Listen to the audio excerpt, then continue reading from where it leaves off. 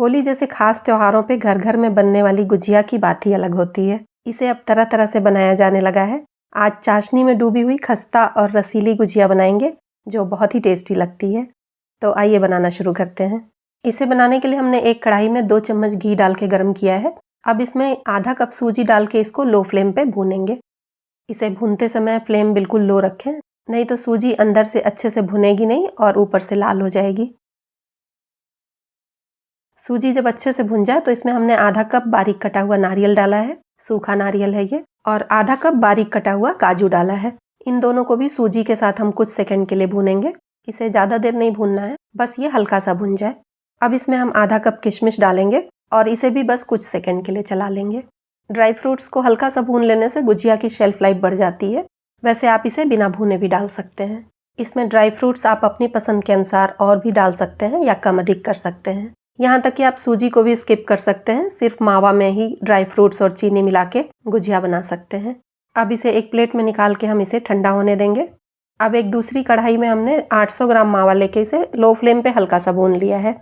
इस तरह से भून लेने से मावा भी थोड़ा सॉफ्ट हो जाता है। अधिकतर हम इसे फ्रिज में रखते हैं तो ये हार्ड होता है, तो इस तरह से हल्का सा भून लेने से ये सॉफ्ट हो जाता है। अब मावा और सूजी दोनों को हम ठंडा होने देंगे। जब तक ये ठंडे हो रहे हैं तब तक हम गुजिया के लिए एक आटा लगा के तैयार करेंगे। इसके लिए हमने हाफ केजी मैदा लिया है। अब इसमें 100 ग्राम के करीब पिघला हुआ घी डालेंगे। ये आधा कप से थोड़ा सा अधिक है। इसे मैदे में अच्छे से मिक्स करते हुए दोनों हाथों से हम अच्छे से मसल मसल के इसका मोयन लगा लेंगे।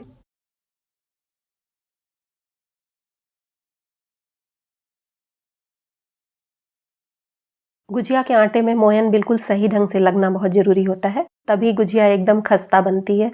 इसे अच्छे से मिलाने के बाद मैदा जब कुछ इस तरह से बिल्कुल लड्डू जैसा बनने लगे, तब इसमें हम थोड़ा थोड़ा पानी डाल के इसका एक डो बना लेंगे।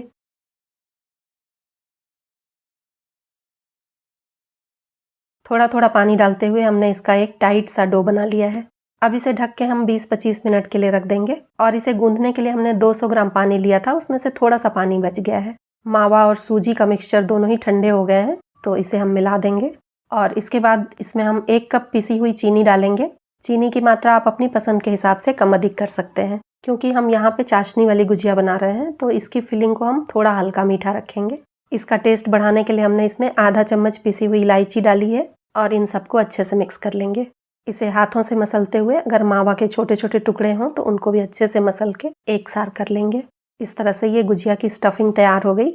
अब मैदे को हम अच्छे से मसल मसल के चिकना करेंगे और गुजिया बनाने के लिए इसके छोटे छोटे पेड़े बना लेंगे।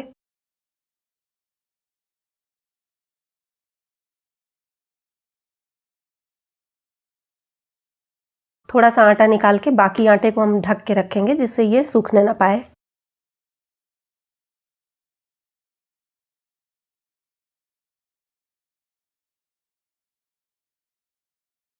इस तरह से इसके पेड़े बनाने के बाद हम इसकी छोटी छोटी पूड़ी बेल लेंगे। अब चाशनी वाली गुजिया बनाने के लिए हमें पूड़ियों को बहुत ज़्यादा पतला नहीं बेलना है। जिस तरह से हम प्लेन गुजिया बनाने के लिए पूड़ियों को बहुत पतला बेलते हैं, चाशनी वाली गुजिया को हम उससे थोड़ा सा मोटा रखेंगे। अब पूड़ी में हम 1 बड़ा चम्मच स्टफिंग रखेंगे। हमने एक बोल में 2 चम्मच मैदा लिया है, इसमें थोड़ा सा पानी डाल के इसकी एक स्लरी बना लेंगे। इस स्लरी को हम पूड़ी के किनारों पर थोड़ा सा लगाएंगे और इसे सील करते हुए इस तरह से हम इसके किनारों को चिपका देंगे। अब इसे बिल्कुल पारंपरिक तरीके से हम इस तरह से फोल्ड करके गुजिया बनाएंगे। ये देखने में बहुत सुंदर लगती है। पहले के समय में गुजिया ऐसे ही बनाई जाती थी। अब इसे आसानी से बनाने के लिए हम मोल्ड यूज़ करते हैं या फिर कटर यूज़ करते हैं। पर गुजिया को बिल्कुल पारंपरिक रूप देना है तो आप इस तरह से बनाएं तो ये बहुत ही अच्छी लगती है।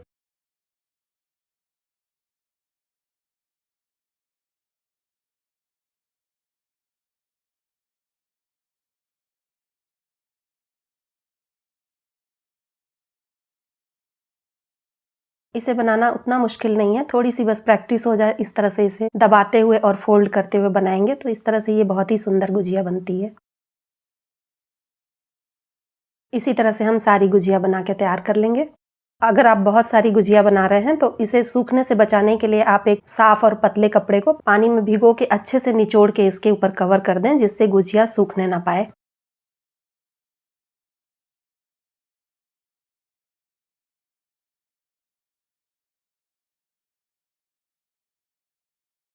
इस तरह से गुजिया जब बन के तैयार हो जाएगी तो एक पैन में हमने 1 कप चीनी और 1 कप पानी डाला है।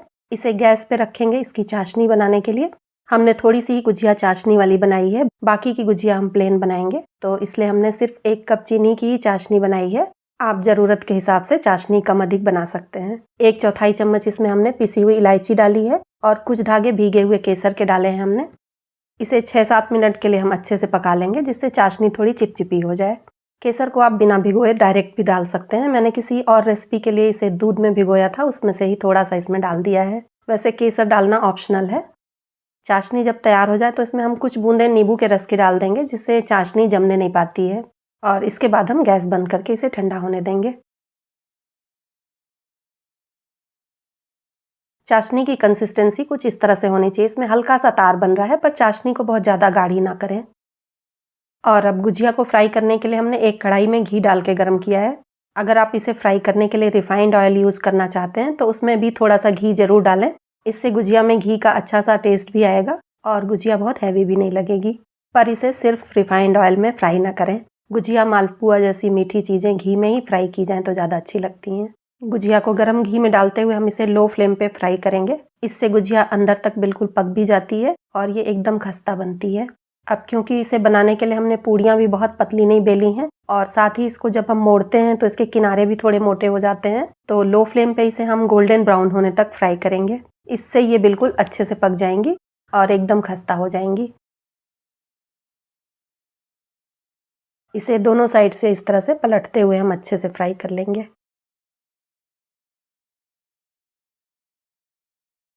गुजिया जब दोनों साइड से हल्की गोल्डन हो जाए तब इसे हम एक पेपर नैपकिन पे निकाल लेंगे।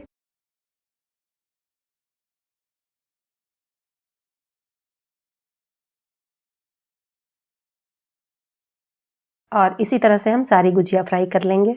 अब गुजिया को हमने जो चाशनी बना के रखी थी उसमें हम डाल देंगे और इसे दोनों साइड से अच्छे से पलट के चाशनी से पूरी तरह से कोट कर लेंगे।